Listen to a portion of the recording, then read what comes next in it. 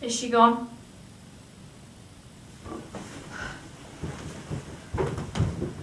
Oh, thank God. Hi guys. Okay, right. Now, after doing that Phantom versus Love Never Dies, we can finally do the movie versus that I wanted to do originally before she... I don't know what she was doing, but anyway. Here is my Disney battle of The Little Mermaid versus Beauty and the Beast. Enjoy.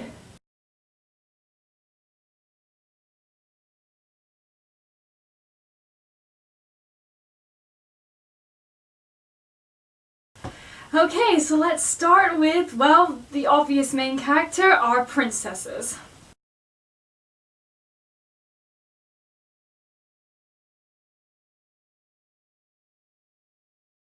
Okay, so as you guys, or most of you guys know, that Beauty and the Beast and Little Mermaid certainly helped start the Disney Renaissance, and they're pretty much among the most beloved Disney classics. And I mean, there's certainly films that you pop up, and Belle and Ariel are certainly princesses that pop up when you hear the word princess, at least in my mind. Yeah, what you have to admire about these two girls is that they made princesses less bland than they used to be. And I know I said in my Cinderella review that Cinderella is not as bland, but basically they have Snow White, Cinderella, and Sleeping Beauty. They do have a reputation for being blander. At least from Ariel onwards, they became much more fleshed out, a little bit more of a characters with strengths, weaknesses. You know, it's all good. So let's have a look at them. So okay, well. I think I'm going to start off with Belle for this one. Belle is, I find that a lot of people, it's very hard not to like Belle, to be honest. She is absolutely beautiful, and yet because of this, her townspeople are curious on why such a beautiful woman likes to read. And so she has a reputation of being not just beautiful, but also strange. And I think this is one of the things that I really like. It sort of kind of parallels with the Beast story on where, you know, everyone would judge him for being hideous, and she's being judged upon by being too beautiful. So I kind of like there's that sort of connection already, which is great. And yeah, she's very hard not to like. However, and while you can say the joke about Stockholm Syndrome, I'm too mature for that, but a lot of people say that maybe she has too many strengths and not enough flaws, and so, I don't know, maybe she's just too much of a role model than an actual character. Well, from my opinion, I think a weakness in Belle is that sometimes she can be a little bit stubborn. In fact, they even bring that up in the movie. So she does have some weaknesses about her. But anyway, you love her, you completely understand why she would be the one who would fall in love with the Beast, and she's great. And she shows that reading is not for nerds. You can read and it's totally okay. Then let's lead to, that was my phone, I apologize. Then let's lead to Ariel. I find that people, they either love or hate her. Now again, okay, let's look at the weaknesses first. Okay, well, okay, she does whine, and she does complain, and, you know, all that sort of thing, but they do emphasize on the fact that she is a 16-year-old, she is a teenager, so I didn't really mind that, because at least, hey, they're giving her some flaws. But to be honest, even with the flaws, and I'm going to bring it up another one, I still really love her. I think what I love about Ariel the most is her curiosity and her adventurous spirit. And, you know, and this comes from, you know, the spirit of the original book by Hans Christian Andersen. The idea of just, you know, yearning to be a part of something that you cannot be, which is obviously, you know, the human world. And, you know, so the theme's still there, and again, her curiosity and her adventures, and that just determination about her. She will go to any depths to get what she wants. However, while that that's good qualities to have. She sells her voice for a guy that she barely knew. Yeah, kind of sense something bad there. Now, to be honest, the original Little Mermaid did the same mistake as well. And to be honest, I kind of see more of a motivation from Ariel than I do with the original story. Okay, please don't, fairy tale fans, please don't kill me for this, but okay, hear me out. Okay, right. I think the reason why Ariel falls in love with Eric so fast is because he is a human, and her, will my phone stop going off?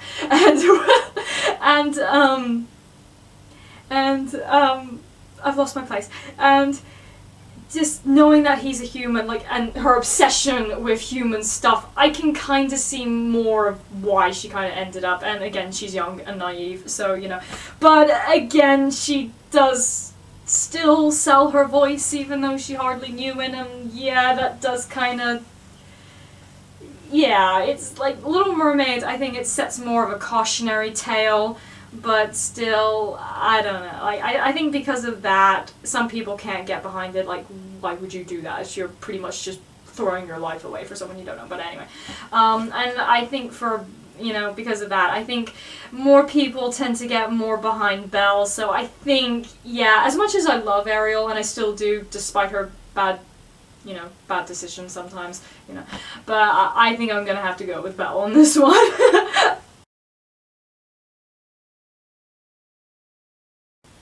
Okay, so let's look at our princes, shall we?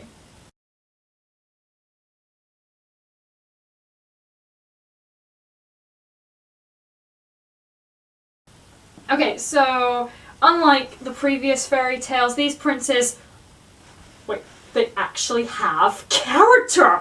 Oh my god! this was something new. So this is something that you have to admire from both Eric and the Beast.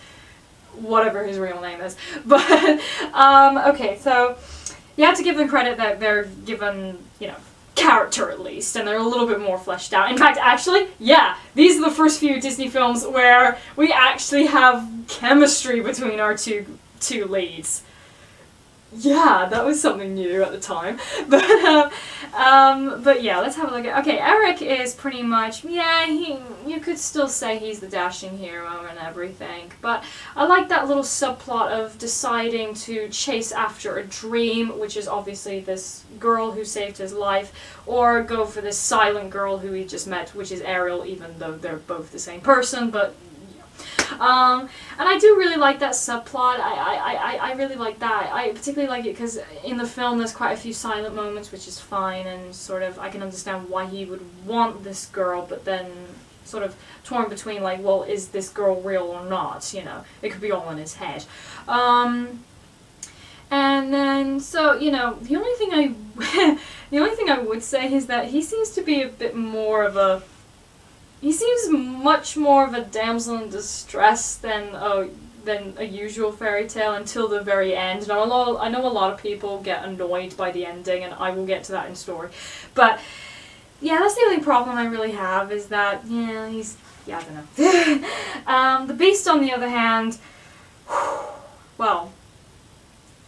The Beast, I'm going to admit, I think is one of the best characters in a hand-drawn Disney movie ever. I think it's like, you know, he's monstrous, he's, you know, terrifying and everything, and, you know, he has a short temper, but you completely understand his side of the story, and those little moments, like when the rose petal falls, and, oh my god, like, his reaction was just, it's kind of heartbreaking.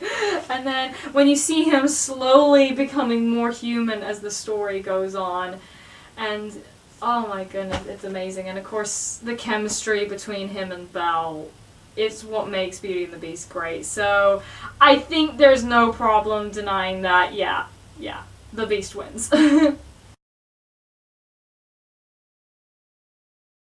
But of course, Disney is very good at creating bad guys. Let's look at our villains.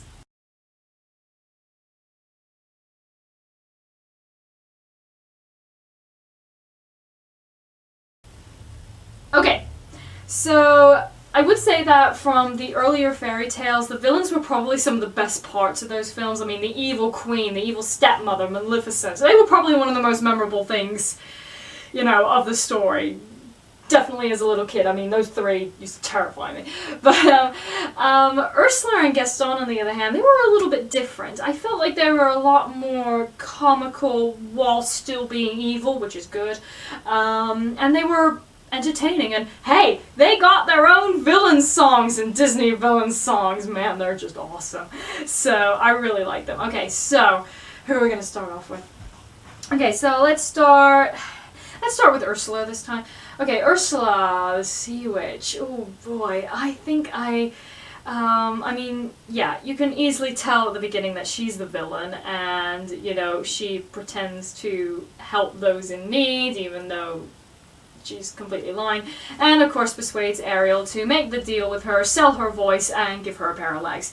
So, and then we have Gaston, who in normal fairy tales would seem like, you know, the dashing Prince Charming. However, here he's the complete opposite. He is the good-looking baddie, and that's what I kind of liked that in some way. I know I'm gonna suddenly, I know I'm suddenly gonna start saying something about Frozen. You know, the old idea of, yeah, somebody may not be as they seem. That pretty much was much more better in Beauty and the Beast to me, because, like, yeah. I mean, one of the things I really like about him as a villain is that, yeah, we know he's a jerk, he's a total bastard, but it's funny how the rest of the town sees him like a hero. Like, yeah, the angry mob, they're all with him. And it's just like, no! Don't! And I don't know, I found that really interesting as a kid. Because obviously, you know, the Disney film was my introduction to the fairy tale, so, yeah. So he does seem more like a sort of three-dimensional villain.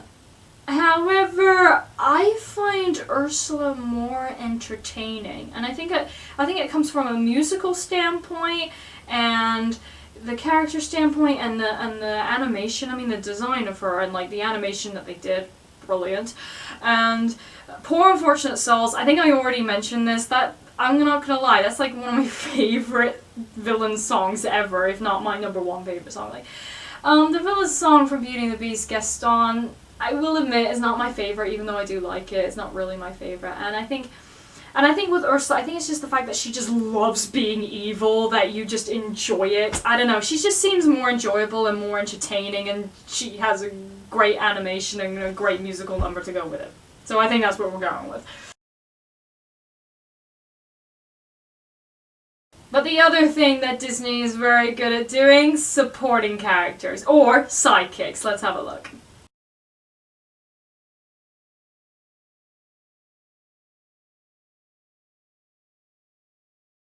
Okay, so these sidekicks are pretty memorable, like most Disney films. They're great comic relief, but the thing I like about both The Little Mermaid and Beauty and the Beast is that they are, well, supporting. They are supportive characters, and so they really do help our main characters along the way, as well as providing, you know, the comic relief for the children. So, okay, so for Little Mermaid we have Flounder, Sebastian, and Scuttle, and I really, really enjoy these guys.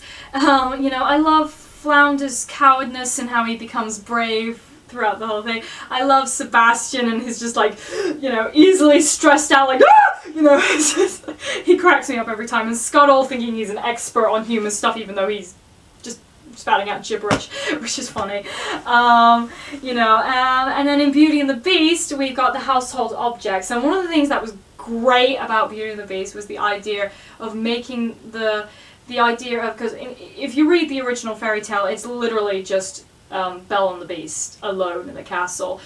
In the Disney movie, they decided to have former servants in the castle also under this curse as household items. However, they can move and they come to life and stuff, and that's great. I thought that idea was genius. So we've got Lumiere, Codsworth, Mrs. Potts, voiced by the wonderful Angelina Jolie. What? Angela Lansbury! Why did I say that? And Chip, who is adorable. And yeah, I think Flounder and Chip they definitely deserve a spot in the top 10 Disney's cutest characters. But and I really like that they definitely support and try to help the Beast out in all that kind of way, as well as having their distinct personalities, you know. So both films do have funny supporting characters who are also supportive and, you know, do drive the story forward and help our main characters, but which one? Okay. I think the thing that settles it for me is the fact that the characters from The Little Mermaid seems to change as the story goes forward. The household objects, while I absolutely love them, I mean, they're just so hard not to like. They're great, but they don't exactly change mentally. I mean, they change physically, obviously, but I think the idea of, like I said, Flounder becomes a lot more braver, Scuttle becomes a little bit smarter, and Sebastian, in some cases, he kind of becomes like this sort of supportive brother to Ariel, and so it's sort of like, you know, he's constantly telling her, like, no, stay away from the human world, no, and then he finds out actually how much this means to her, and so helps her in any way he can. So even if it means creating a whole musical number, which is awesome. So I think the fact that the three supporting characters in The Little Mermaid change themselves as well as carrying the story forward, I think that gives them a little bit more. So we're gonna go with The Little Mermaid. Whew, okay. This is gonna be hard. Disney animation, here's Imagery.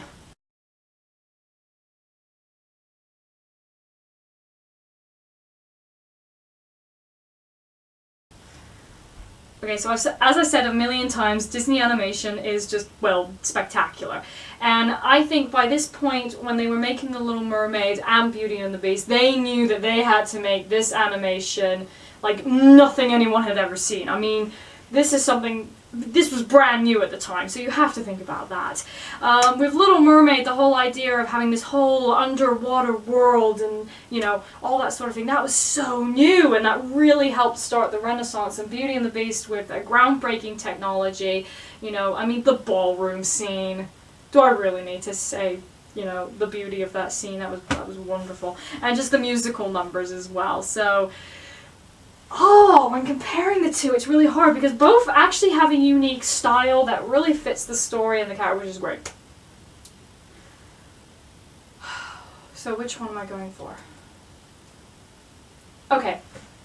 I think when it comes to imagery, it really makes, okay, what adds to the film as far as imagery is concerned, and I think this is where Little Mermaid comes in, because, like I said, Disney knew they had to do something brand new, so they decided to base it on the fairy tale that takes place in a whole other world, under the sea, and you could see they put their damnest, they put their damnest into Beauty and the Beast as well, but I think it was the fact that, okay, you're underwater, nothing can be still, the hair has to move, every time they make a sudden gesture, there's got to be bubbles, and just the lighting had to be different, like everything, so I think, and when it comes to the musical scores, you know, the imagery just adds to it. I mean, and so I think on a very small percent, I think I'm gonna give imagery to The Little Mermaid just because of how much tiny detail had to go into this, and I would say more detail than Beauty and the Beast, while Beauty and the Beast is absolutely stunning. But there we go. And again, what's Disney most popular for? Music. Let's take a look.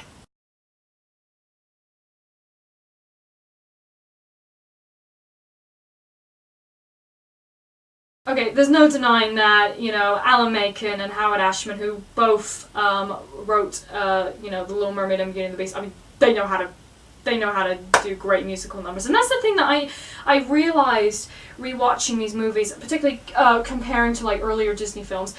The earlier Disney films, while they had, you know, musical numbers, it never felt like a full-on musical until Little Mermaid and Beauty and the Beast and Aladdin and Lion King and so forth. I think once I think Little Mermaid really started, it really felt like an actual musical because they were driving the story forward and telling you how the person is feeling. And, you know, that's what musicals do. So I felt like they felt like actual musicals rather than just a film that just happens to have songs in it like Snow White, Cinderella, Sleeping Beauty, all that. So that was great.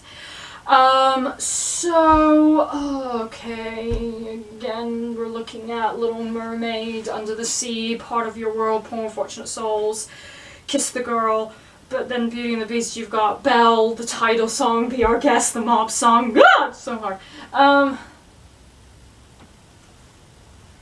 Okay, I think, really and truthfully, when I said that imagery added to The Little Mermaid, I think music added to Beauty and the Beast.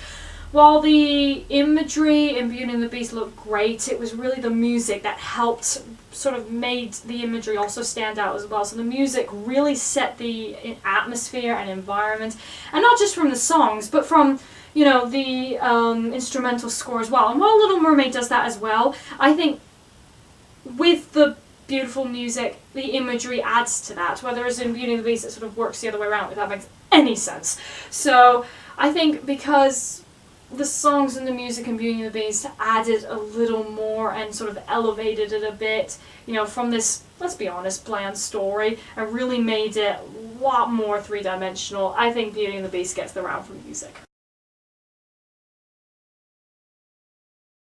Okay, here we go. Story. Let's have a look.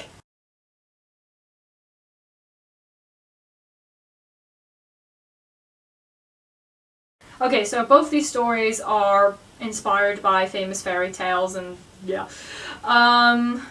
Okay, I know a lot of people say they really hate the ending to The Little Mermaid and the fact that she doesn't die. I have no problem with the happy ending. I don't know. I think it's because it still has that bittersweet aspect and the fact that she has to say goodbye to her family, even though she does get the happy ending. And again, it still carries that theme of, you know, I even when I read the original fairy tale, I see Little Mermaid as a cautionary tale, saying, you know, there will be a consequence, there will always be a price to pay if you want to get something. You know, you gotta give something up to get what you want. So it's like, I felt more like, and that's what I get from the Disney film as well, so that's fine. As long as I get that, that's fine. So I got no problem with the Little Mermaid story. It had the same themes of the original fairy tale, so I have no problems. However, Beauty and the Beast really, that's the door.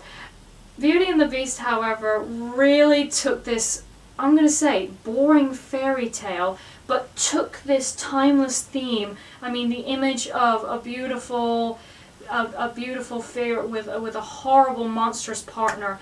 I mean, that theme, that image is just so timeless. I mean, try and think of how many movies and stories and, you know, that were inspired by this fairy tale. Disney really made this great theme from a very, very not that interesting book, and yet really turned it into something. I mean, this was the first animated film that got nominated for Best Picture, like, ever. So, I think, and so, because of that, again, they made the romance great, they carried that theme, they lifted it up with music, supporting characters, imagery, so I think, as much as I love The Little Mermaid for different reasons, I think when it comes from a story standpoint and just the theme and just taking something away, I'm gonna go with Beauty and the Beast, by a small point.